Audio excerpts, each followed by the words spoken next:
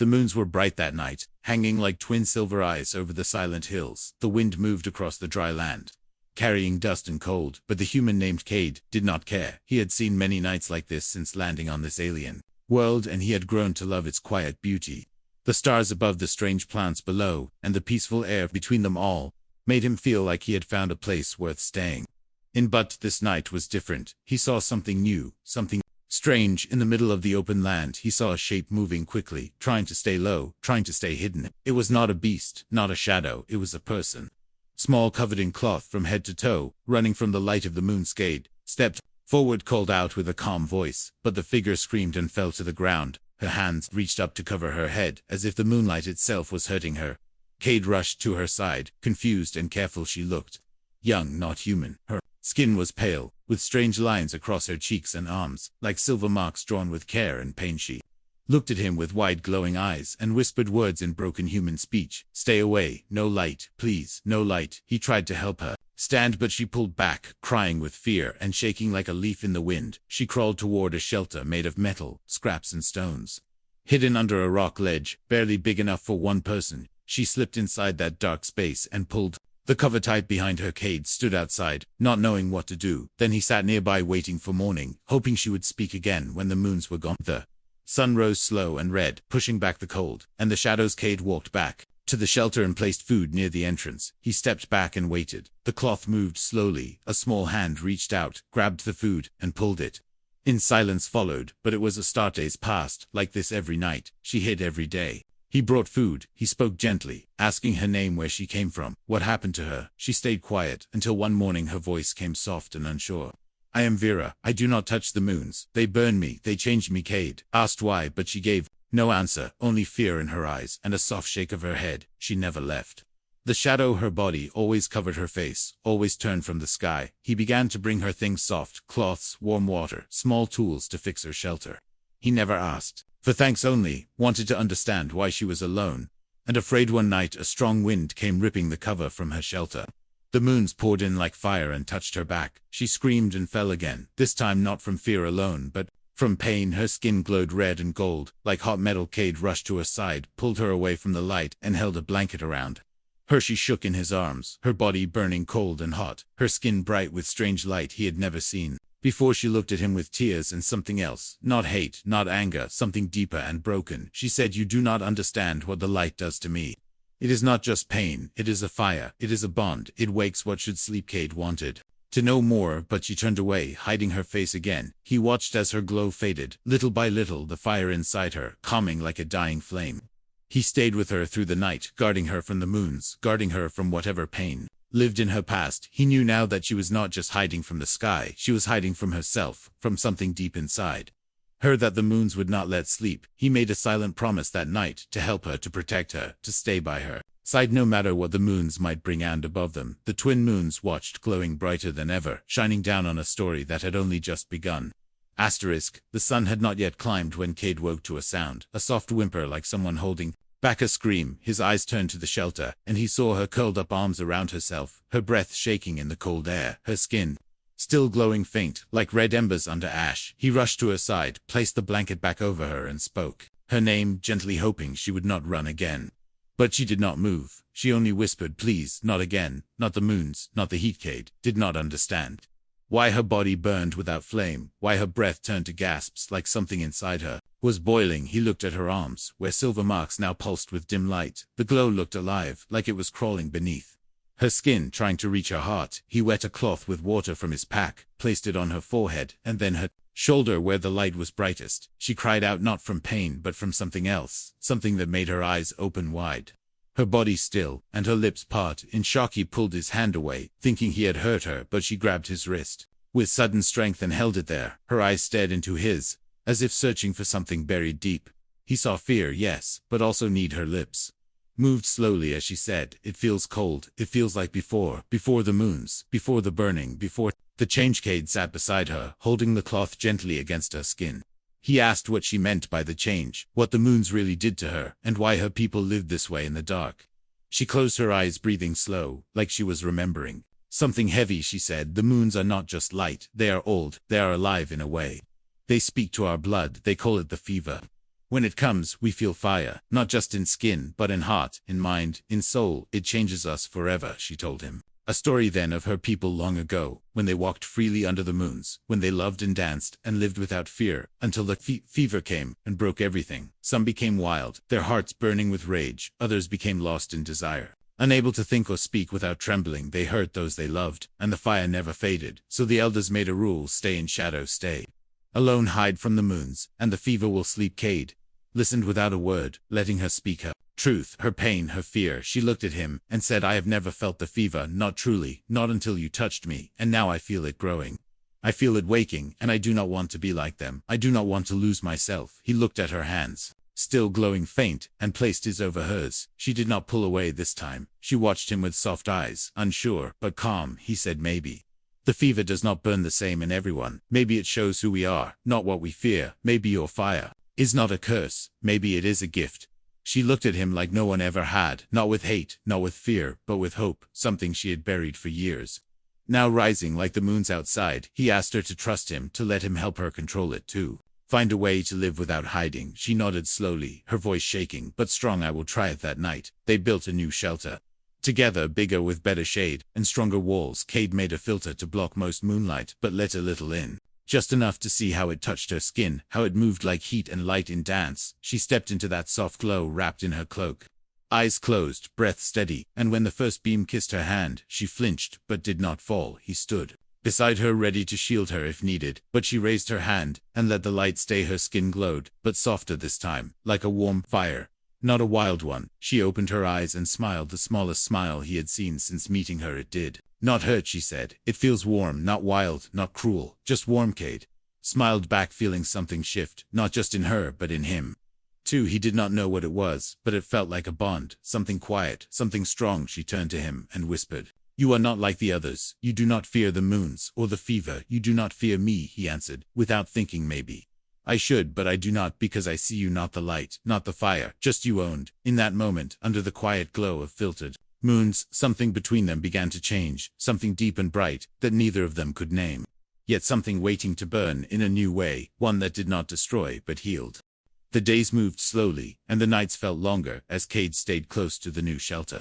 They had built together. The filter he made from broken panels and soft cloth let only a faint shimmer of moonlight pass through, and each night Vera stepped into that shimmer with her cloak drawn back. Little by little she stood longer each time, letting the silver beams touch her hands, her arms, sometimes even her face. Her skin always glowed like soft fire, but she did not scream anymore. Cade watched from the corner of the shelter, not speaking, not moving, just waiting, in case she needed help. Vera knew he was watching, but said nothing, until one night her voice broke the silence, soft like falling rain.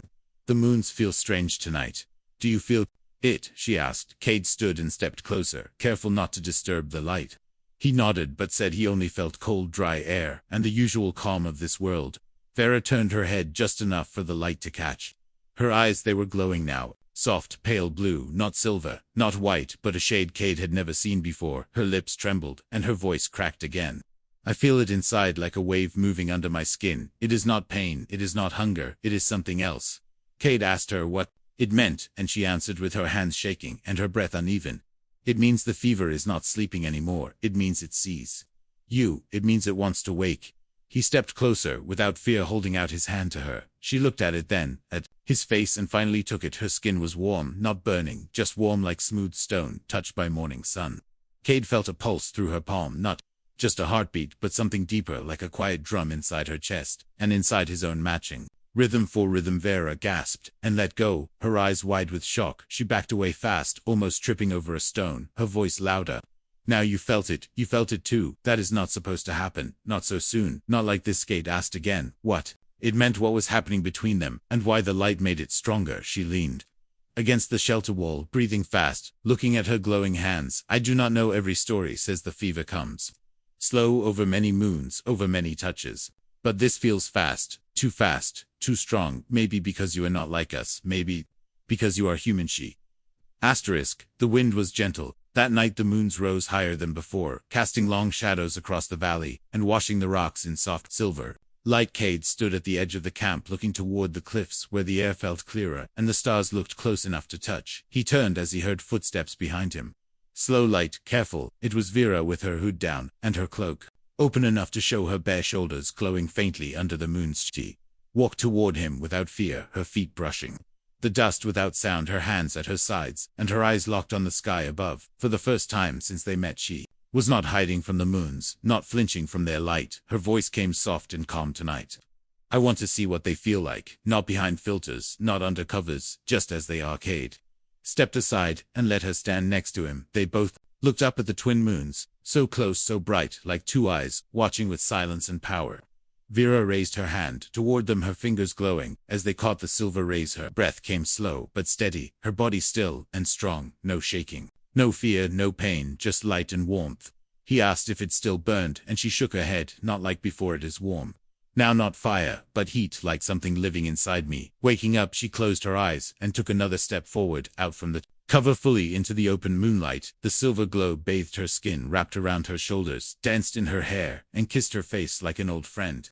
Not a cruel master. Cade watched in silence, unable to look away. She looked like part of the sky, part of the light, part of the mystery this world had been hiding all along. He wanted to step forward, but held back, not wanting to break the moment, not wanting to steal the peace she had finally found. She turned to him with a smile, soft and unsure but real. You said the fever might not be the same in me. Maybe it is not a curse. Maybe it is just a key to something more. He nodded and asked what she wanted to do now, and she looked back at the moons and then at him. I want to understand it. I want to know what it wants to show me, and I want to do it with you, if you still want to stay. Cade took a step forward now, standing in the moonlight with her. He reached out and took her hand. The warmth between them was not fire, not burning, not wild, just steady and strong like the sun, waiting behind a mountain. Her fingers curled around his, and she leaned slightly closer, her eyes glowing brighter than before. She told him stories of her kind, how they once lived without hiding, how they built towers that reached the clouds, and sang songs that made the air dance, how the fever was once a celebration, a rite of trust and love, not something feared or buried, but something shared. Her voice trembled as she said, the old ways are gone, but maybe they do not have to stay lost. Maybe they just need someone to remember. Cade listened and felt something inside him shift. Something like a door opening, a door that led to something ancient and deep, not human, not alien, but shared, something that did not care about skin or stars or blood, only truth and trust and light. He looked at her and said, I am not afraid of what you are. I am not afraid of what we might become. Evera squeezed his hand and looked down at the ground below the cliff. Her voice a whisper. There is a cave down there with crystals that glow when the moons rise. My people used to go there before everything changed. I want to see it again. I want to stand there with you and see if the crystals still sing. He agreed. And together they walked down the slope, side by side, step by step, the moons lighting their path. The cave was wide and quiet, filled with crystal pillars that shimmered in the light, each one humming with soft sound, like music without words, like breath without lungs. Vera stepped into the middle and raised her arms. The crystals responded, glowing brighter, pulsing with her heartbeat. Cade joined to the sound, growing louder, as if the cave itself was waking up. The light wrapped around them, not harsh, not sharp, just endless and pure. Vera turned to him, her eyes now fully lit, like moons of her own, her voice steady. This is not just the fever, this is connection, this is memory, this is what my people forgot when they chose fear over feeling. Placed his hand on her shoulder and felt the pulse again, deeper, now stronger, not just between them but around them, like the whole cave was part of it, part of the bond, part of the answer. She leaned close, resting her forehead against his, and whispered, I do not want to run anymore, not from the moons, not from you, not from what I am. Cade whispered back then, stay, and she did. Cade woke in the middle of the night, with sweat on his skin and fire in his chest. The cave was dark, but warm to warm, like something inside the stone itself was breathing. He sat up and looked around. The crystals were still glowing faintly, but they no longer hummed. Vera lay nearby, wrapped in her cloak, her skin dim and calm, but something felt different. He touched his forehead and found it hot like fever, hot like her skin used to be. He stood slowly, trying not to wake her, but the moment his feet touched the cave floor, a wave of heat rushed through his body. His knees shook. His breath caught in his throat and his heart raced like it was being chased by thunder. He leaned against the wall, gripping the stone with white knuckles, his mind filled with flashes of light and sound, none of it real, all of it from somewhere deep inside. He saw her eyes glowing brighter than any crystal, her hands reaching for him, not in fear but in need. He felt her voice inside his thoughts, whispering words he had never heard, but still understood. The fever had touched him. The bond was not just forming, it was already here. He fell to his knees. his skin burning, his blood rushing with something that felt like wind and flame and memory all at once. Vera stirred and sat up. Her eyes went wide as she saw him shaking, covered in sweat, skin glowing like hers used to. She crawled to him fast, her hands on his face, her voice filled with panic and pain. You touched the cave too long, you stayed in the light too deep, you should not have done that, not yet. He looked at her with eyes filled with heat and questions. He asked if this was the fever, if this was what she had warned about, and she nodded, tears on her cheeks, voice breaking. I tried to stop it. I tried to keep you safe, but the bond does not ask, it chooses, and now it has chosen. Cade gritted his teeth, trying to breathe steady, but the fire inside kept growing, not just heat, but images, flashes of her life, her fears, her joy, her voice calling out in the night when she thought she was alone. He felt her memories like they were his. He felt her pain as if it had always lived inside him. He gasped and grabbed her wrist, her skin no longer burning to him, but warm and right. She held him close, her body shaking as she whispered, I do not know what will happen now. I do not know if you will survive the full bond.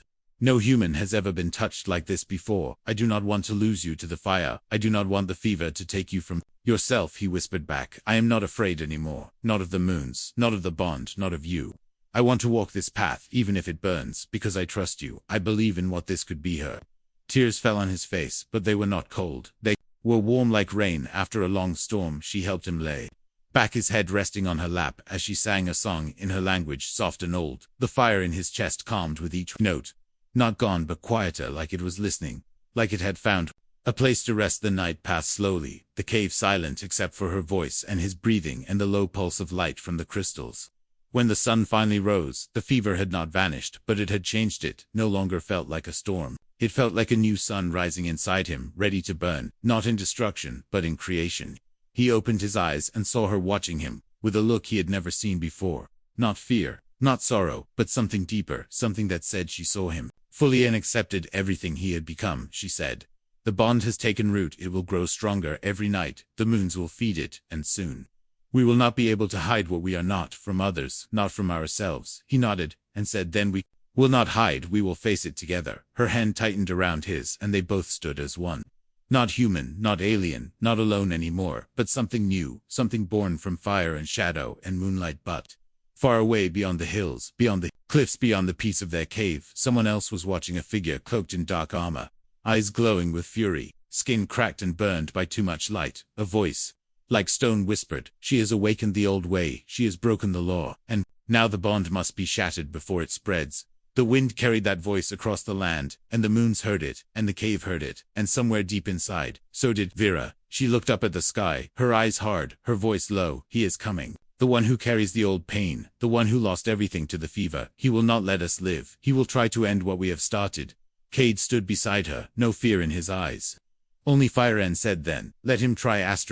The air had changed. The wind no longer whispered, it howled across the rocks, carrying dust and something colder than night, something sharp and ancient that made Vera rise before dawn, her eyes searching the sky, her breath tight in her chest. She stepped out of the cave and stared toward the horizon where the moons were fading behind gray clouds. Something inside her knew. Something was coming, something older than her fears, and stronger than her. Cade followed her, his steps steady, his body still warm with the bond, but calm, his fever no longer wild, now flowing like a second heartbeat. His skin glowed faint under his shirt, but his eyes were clear. His hand touched her shoulder, and she turned to him, her voice quiet. He is close, I can feel him. The bond has called him like a scream in the dark. Cade asked who, and she said his name was Dreth. Once a protector of the old ways, once a guide for those touched by the fever, until it broke him, until it burned too deep, and turned his heart to ash. He was the last to hold the full bond, and he lost everything, his family, his people, his mind. Now he hunts those who follow the fire, instead of hiding from it. They packed quickly, and left the cave, moving through the narrow paths between the cliffs. The sky above turned darker than it should have, the moons hidden, but not gone. Vera walked ahead, her skin brighter now, her body answering the silent call of the one who was coming. Cade kept close his steps, sure his hand never far from hers. They reached an open ridge. Just as the wind grew still, the silence hit like a stone, and then he stepped out from the shadows. Tall, wrapped in armor made of black stone and scorched metal, his eyes burned red, like dying suns. His voice broke. The air you have bonded against, the will of the old flame, you have awakened the path we sealed, you have called the fire that once destroyed us. Vera stood firm, no fear in her voice. Only truth. We did not call it. It came to us. It chose us, as it once chose you. Do not blame us for what we carry. Blame the moons that still shine. Blame the truth that refuses to stay. Beriedrith stepped closer, his hands glowing with dark heat, lines of fire running down his arms. You are young. You do not know what it will do. You think you can carry it without falling, but you are wrong. I fell, I burned, I lost, and I will not let another suffer my fate. Cade stepped between them, his voice calm, his skin bright with the fever. We are not you. We do not run. We do not fear. We learn. We grow. We hold each other and we stay strong, because the bond does not break those who trust it. It only breaks those who fight it. Rith roared and raised his hand. The ground shook. A wave of red fire burst from his palm. Vera leaped forward, pulling Cade with her. The blast missed, but scorched the ground behind them. She turned and faced Dreth, her hands rising, her light brighter than ever, the fever alive in her voice. I do not fear you. I fear only silence. I fear only forgetting what we once were. I choose to burn with hope, not with hate. She stepped into the open, and her light clashed with his fire silver, against red old, against new memory, against truth. The sky lit up, the ground cracked, and Cade felt the bond pulse in his chest stronger. Then before he knew what he had to do, he ran toward her and grabbed her hand. The moment their fingers touched, a ring of light exploded from their bodies, pushing Dreth back. His armor cracked, his eyes wide. He shouted, "What have you done?" And Vera answered, "We have accepted what you never could. We have become what you feared, and we are still here." Dreth fell to one knee, his fire dimming, his body shaking. He looked up, and for a moment his eyes were not red. They were sad. They were tired. He whispered, "I remember that warmth once long ago, before the pain, before the fire took my Nama." Vera knelt beside him, her hand touching his shoulder. "You do not have to fight anymore. Let it go. Let the bond heal, not burn." Drith closed his eyes, and the fire around him faded. The ground stopped shaking. The sky cleared. The wind returned, soft and cool. He stood slowly and looked at them both, his voice low. "I see now. It was never the fever that broke me. It was my own fear. May your bond be strong. May your light never fade." He turned and walked away, his shadow long, his steps slow, but his heart no longer heavy. The path behind him lit with soft silver. Cade and Vera stood alone. Now the moons returning above them, the bond complete, their bodies warm, their hands joined, no longer afraid of what they carried, no longer hiding from what they had become. They were chosen by the light, not to burn alone, but to burn together. The night was still, the sky clear and endless, as the two moons began their rise together. No clouds, no wind, just silence, waiting for something to begin. Vera stood at the edge of the ridge, her cloak resting at her feet, her skin glowing like silver flame, her eyes fixed on the moons above. She did not blink. She did not speak. She only waited, because tonight was the night the bond would reach its final shape. Cade stood behind her, his breath steady, his body warm with a fire that no longer felt like sickness, but like strength. The fever was part of him now, not a weight, not a curse, but a heartbeat. It moved in his veins like music, slow and strong. He looked at her, knowing what this night meant, knowing there would be no going back. Once the light touched them both at full strength, Vera turned to face him, her voice soft like starlight. "It is time. When the moons cross in the sky, the bond will open completely. No more barriers, no more secrets, only truth, only us. If we are ready, we must not run from what we are." Cade nodded and stepped forward, his hand finding hers, their fingers locking together like two flames meeting for the first time. The heat between them was not fire, but something brighter, something deeper, something made of shared hope and fearless choice. He whispered, "I am ready," and she smiled, not with fear, not with sorrow, but with peace. Moons climbed higher, the sky pulsing with their light shadows, bending around them like waves caught in time. The moment the two moons crossed paths above the world, changed the air, thickened the ground, pulsed the stars, blinked as if holding their breath. Vera and Cade stood at the center of it all. Their hands raised, their eyes closed, their bond awakening in full light poured over them, not soft, not gentle, but wild and endless, silver and gold. Weaving through the night, their bodies lifted from the ground, their feet no longer touching stone, their skin shining with the full fire of the fever. But there was no pain, no fear, only connection, only truth, only the deep song of what they had become. Memories passed between them, not like dreams, but like breaths.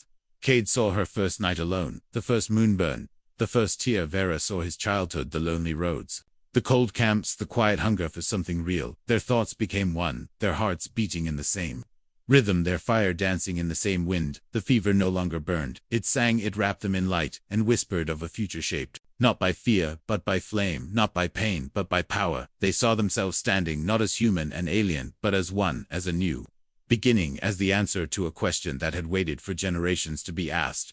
Below the ridge, in the shadows of the cliffs, Others began to gather. Some came with fear in their eyes, some with wonder, all drawn by the light that reached across the sky like a beacon calling them home. The young, the old, the forgotten. They looked up and saw what had once been lost, now found. What had once been cursed, now shining. Cade opened his eyes and looked down at the people gathering, and he spoke, not loud but clear. This is what the moons gave us, not chains, not fire, but choice. We are not broken, we are not wrong, we are not alone. The bond lives because we believe, because we stayed, because we chose to stand in the light together. Vera stepped beside him, her voice strong. The fever is not the end, it is the beginning. It is not here to destroy, it is here to reveal. It is not pain, it is promise. They lowered their hands, and the light dimmed, not gone, but resting, not silent, but waiting.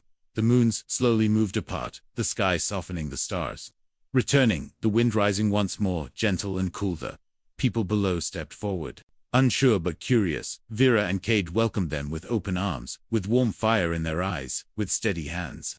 Ready to teach, ready to lead, ready to help others find the bond that had saved them. They built a new place on that ridge, not of stone, not of steel, but of memory and light. A place where no one would hide from the moons, a place where no one would fear the fever, a place where fire meant love and heat meant truth. The moons would rise again, and each time the light would fall on skin no longer afraid. The bond would grow across families, across hearts, across stars, and in the center of it all would stand two figures hand in hand, eyes glowing, skin warm with the legacy of fire, chosen by the moons, guided by hope, never burned, never lost, forever found.